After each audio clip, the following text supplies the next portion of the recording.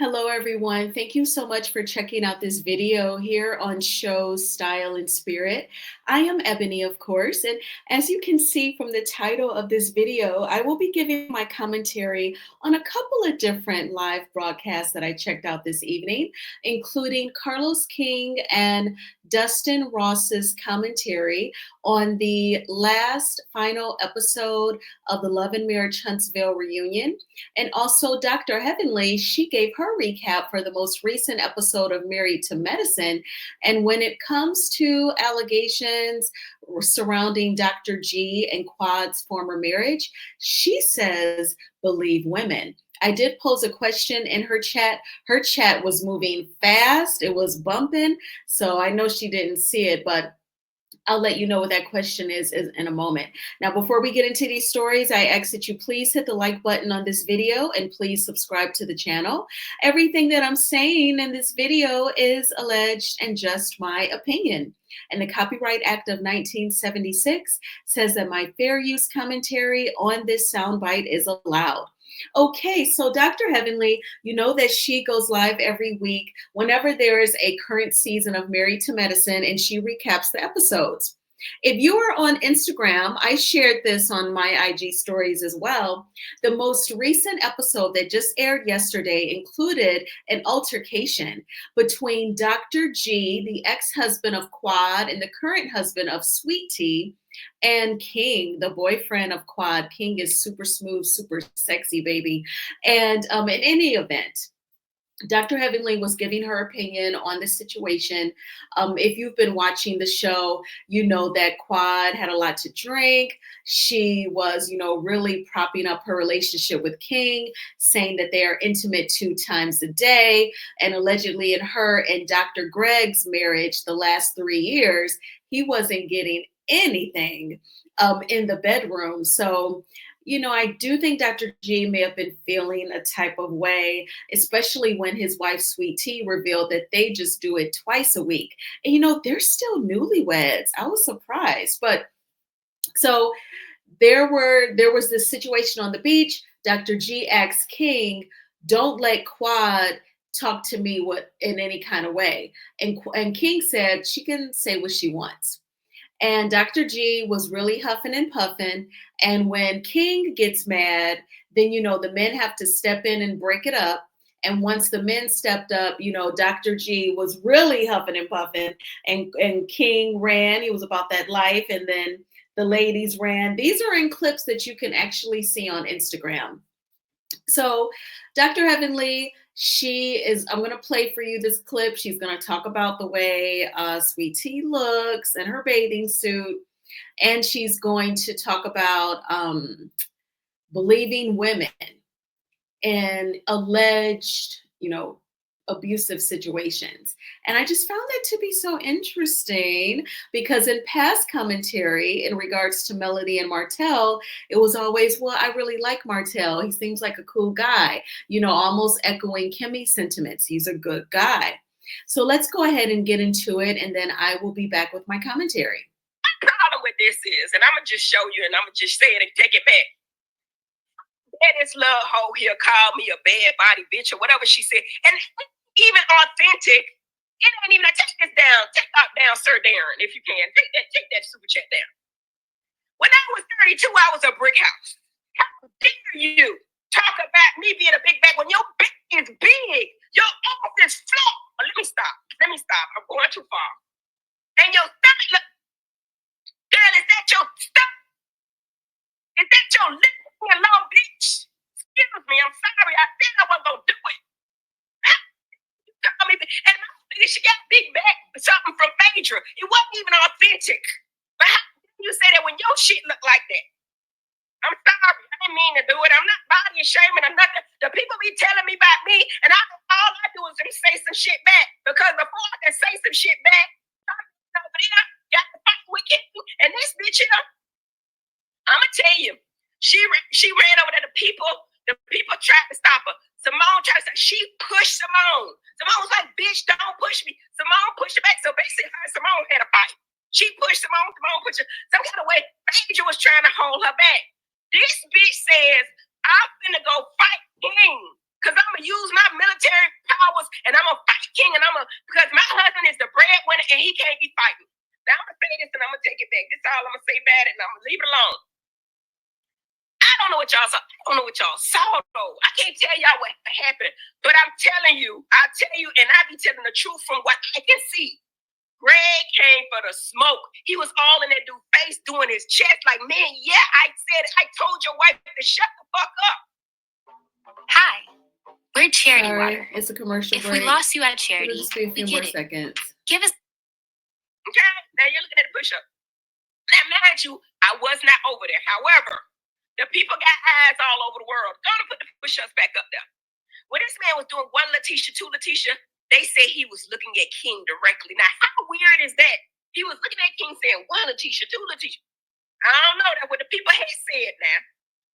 So he was already bothered. He fell off the boat. He see this man that looked nice. He see Quad with the man. His heart's still with Quad.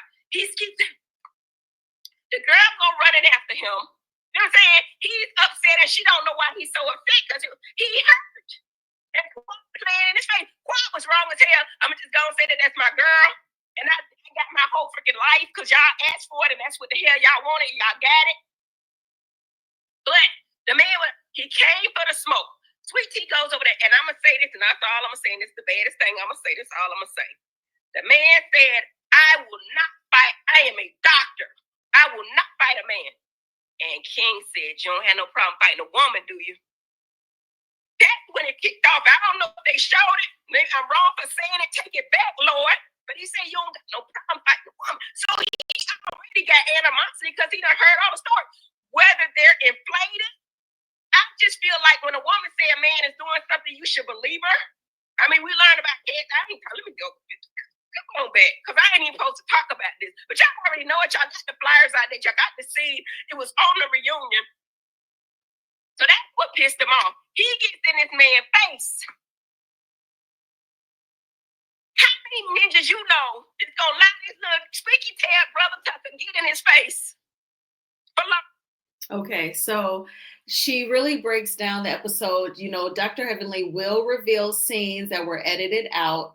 And she said, you know, in the melee, leading up to the melee, when Dr. G said, you know, he wasn't going to fight, King said, but you don't have a problem fighting a woman. And that really triggered Dr. G. And Dr. Heavenly says, you know you all have heard this type of thing before regarding Quad and Dr. G's former marriage. She said, and I just feel like when a woman says something like that, you should believe them. And in her chat, I said, did you believe Melody when it came to her ex-husband Martell and the revenge P? But there were so many comments. And her producer that she has working while she's live, you know, they didn't slow down the chat. But I thought that that was so interesting. When it comes to her girl Quad, it is believe women. But when it comes to Melody Cherie Rogers, it is all sorts of, you know, jumping through hoops to be merciful to Martell Holt. And I just thought that was very interesting. Like, abuse is abuse. I know that there's different forms, whether it's physical, mental, financial, but in terms of supporting the person who raises their hand and says, yo, something has happened to me. My space has been violated. I have had a violation against me.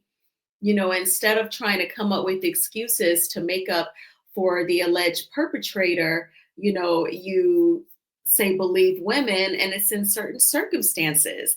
That just seems very inconsistent to me. But here she is. But she's inconsistent because just last season she was on the bandwagon of being extremely mean and humiliating to Quad, and now this season it's believe women. So women are literally used as a pawn for whatever point that a person is trying to make at whatever time. And she's a woman herself. So that was that. I thought that was interesting, and I definitely wanted to share. What do you think about Dr. Heavenly saying that when it comes to the allegations concerning Dr. G with Quad and their former marriage, what do you think of her saying believe women? So now let's move on to Carlos King and Dustin Ross's Messy Monday show. So, of course, I took notes and they recapped the entire episode. So they started out talking about Trisha and Martell. Dustin said he feels like Trisha and Martell, they are both lying about the extent of their interactions. He feels like they're really lying now. And he said that Trisha is careful with the way that she answers questions. Whenever she answers a question, he said that she says at that time.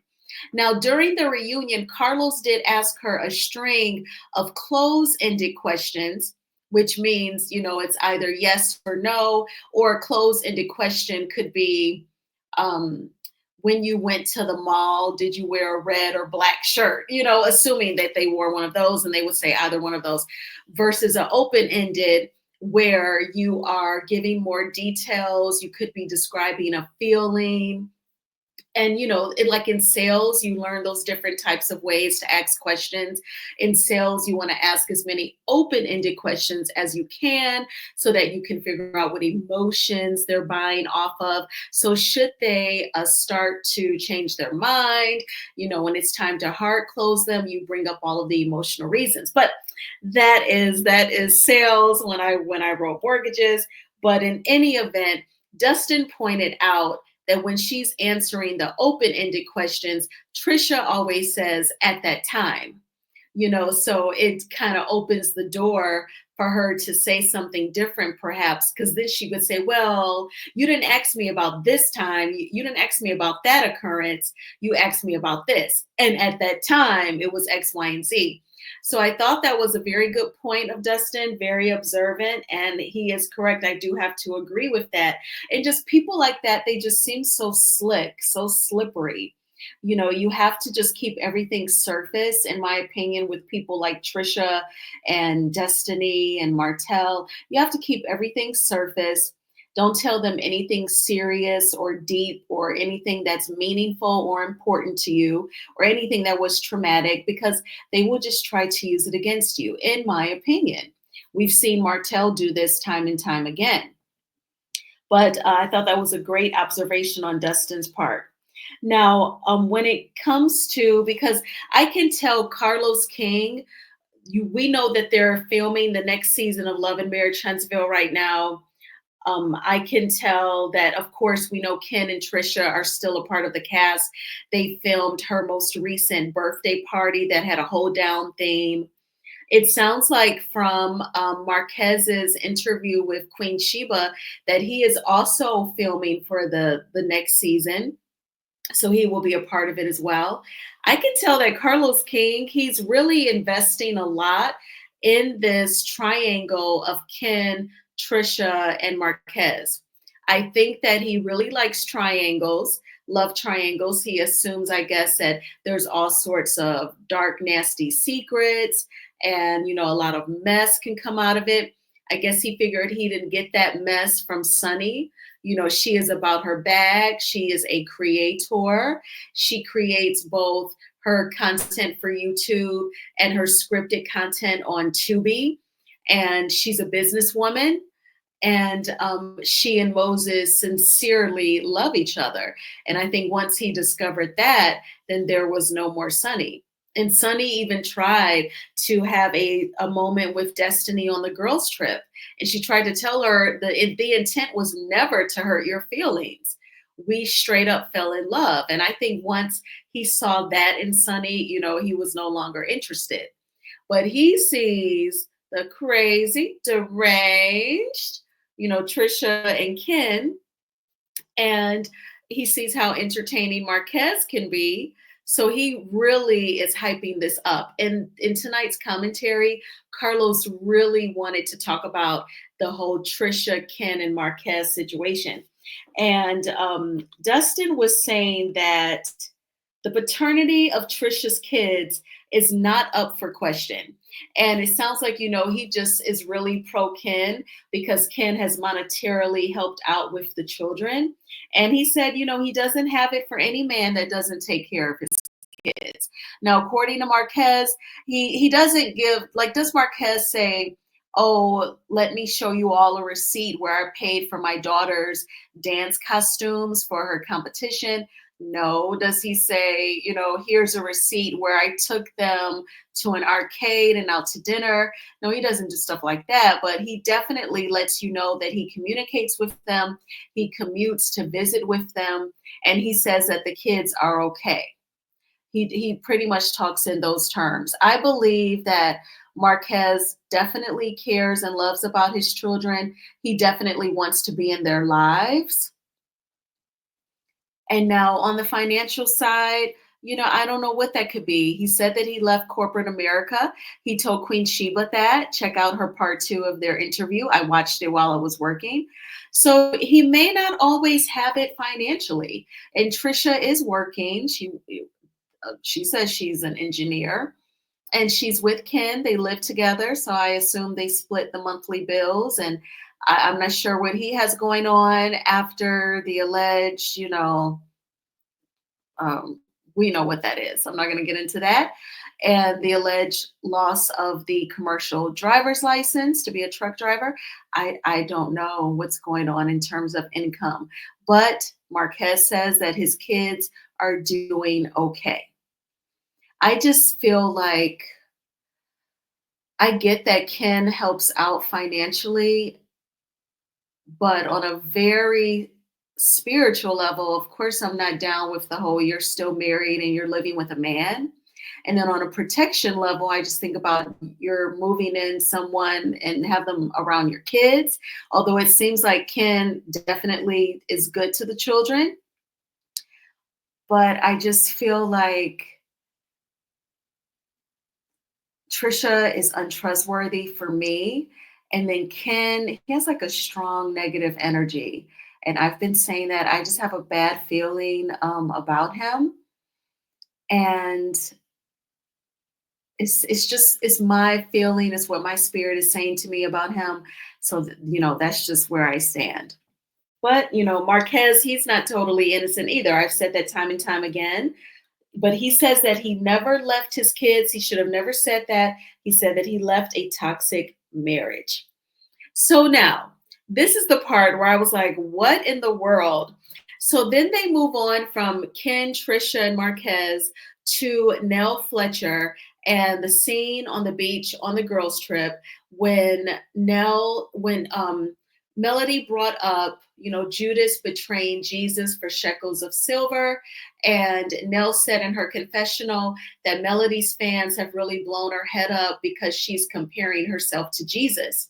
And you may have, if you've checked out my recap of the reunion part 3, I said, in my opinion, Nell misread the analogy. The analogy was actually on Judas, people betraying someone for some money, or, they just flip on you and be inconsistent. And I feel like that part went over Nell's head, or she may have chosen to just flip it and say, oh, Melody is comparing herself to Jesus. But when they were talking about this, Dustin said that he feels like Nell will have to self-evaluate, self-review. How does she want the cast to interact with her? Does she want them to see her as their mentor? Does she want to be the matriarch on the show? Or does she want to be everyone's friend and hang out and go to the club? Because Dustin said, the optics for those 2 roles are very different. And I thought that was a very interesting point. I love listening to Dustin's commentary. I think that he is a smart Black man, an articulate Black man, and I love his range, being from Flint, Michigan, and he has his own podcast. He's a professional. He's successful. I love like his whole range of life experiences that he can bring. And I think that that is a very good point, that Nell needs to decide who is Nell Fletcher, because I feel like the part of her that requires external validation from man, that's the part of her that wants you to call her mentor. And then the part of her that wants to maintain her youth and all that that entails, from the physicality of it to the hanging out and hey girl, that part of her wants to hang out and be everyone's friend. But she's trying to do like dual roles here. And I think Dustin is saying that is something that she is going to have to think about. And if she were to choose, what do you think, which role would Nell choose? Do you think that she is going to be like the mentor, or would she rather go ahead and be like the young girlfriend? So then after Dustin says that, Carlos says that he feels like, and I'm paraphrasing, of course, that Nell kind of is obsessed with the term mentor because she kind of views herself the way Karen Huger thinks highly of herself. And he said, I'm not saying that Nell thinks of herself as like the grand dame, but for her, it's basically like wanting to be a mentor. I was like, oh my gosh, Nell Fletcher compared to Karen Huger. I don't think so. No. I think that Nell has this need for external validation. I think Karen Huger just knows what it is, baby. And I can admit I'm at peace about saying this. I am biased towards Karen Huger. I love me some Karen. I am slanted towards her, and I know that she made a very serious mistake with the DUI. Thank God that no one was hurt, no one lost their lives. And I'm so glad that she has Ray, and Ray was able to go to the scene, and Ray was trying his best to answer questions. She was being a little condescending. She was very lit. She even said it herself once she was in the police cruiser. But I just don't, I've never thought of Karen Huger while watching Nell Fletcher. I've thought of the horror movie Psycho. I've thought of the doll Annabelle, that scary movie. I've thought of Flowers in the Attic. I've never thought of Karen Huger when I'm listening to Nell Fletcher yell at her kids and yell about not seeing a name tag in the Airbnb on the girls' trip. I have never thought of Karen Huger when I see Nell. Do you? Please let me know if you think of Karen Huger when you see Nell Fletcher. And if you do, break that down for me, okay? Break it down for me so that it will forever stay broke, okay? The line from Love Jones. But I thought that was hilarious. Now, Carlos, he brought up, and he has said this before in previous videos. I remember him saying this. He was saying that, in the wake of Kiki Jabbar passing away, and rest in peace to Mrs. Kiki Jabbar. He was saying that, life is short, nothing is that deep. He makes it a point to always say it's not that deep at reunions. And he said that if someone has his phone number and they have an issue with him, but they do not call him, then he says you really don't have an issue. And, I do have to disagree. Now, Carlos, I know that you are saying if someone has your personal number, so the two of you are personal on some sort of level, you trust them enough to have your personal phone number, and you say, and they have an issue with you, they should pick up the phone and talk to you. The reason why that's not 100% the case in life is because the person that you have an issue with, if they are manipulative, meaning they may gaslight you, or they may try to make you feel guilty about not liking something that they said or did, if they try to intimidate you, threaten you, or remind you of all of the times when they were there, then that is a person that you do want to steer clear from.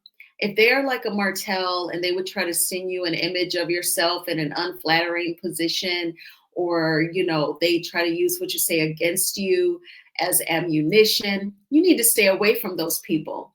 So you're not going to always pick up the phone and call someone who you have an issue with.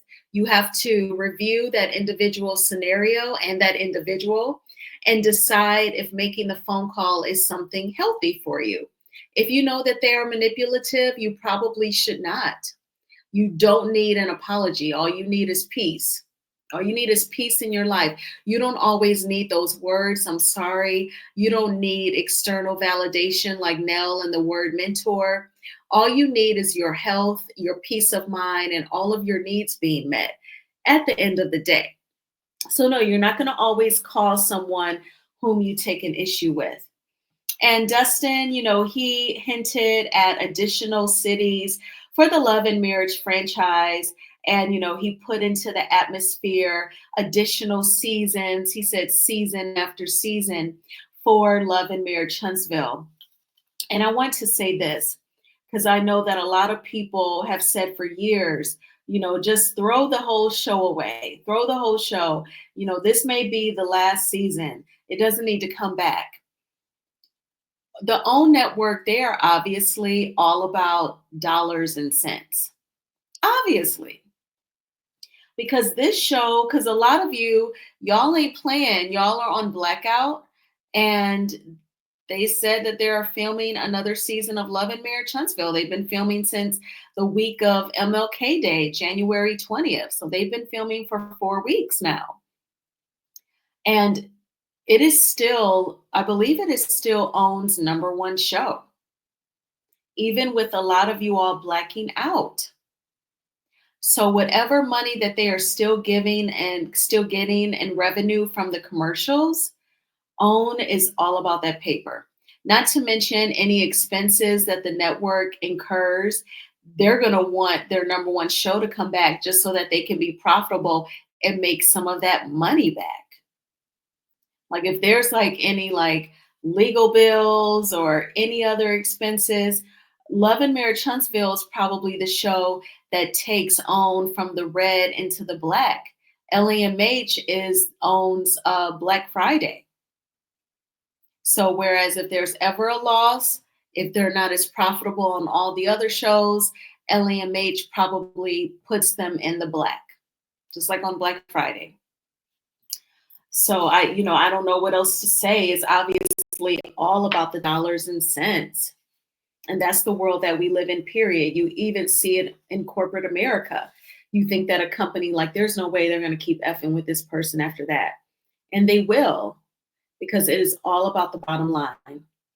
Well, what did you all think about Carlos King comparing Nell Fletcher to Karen Huger, and Dustin's commentary on Nell having to review, is she going to be the mentor or the friend? I thank you all so much for checking out this video. Please hit the like button on this video, as it is a free way of supporting the channel. And please subscribe to Shows Style and Spirit if you have not already done so. I hope that you all had a magnificent Monday and not a manic Monday. If it was manic, I'm sorry to hear that, but you will have a terrific Tuesday. It will get better. Do not think that a manic Monday sets the tone for your week. It does not have to. You can totally turn it around. If you have to take a day of rest or go get pampered to feel better, do that, okay? And I had a good day.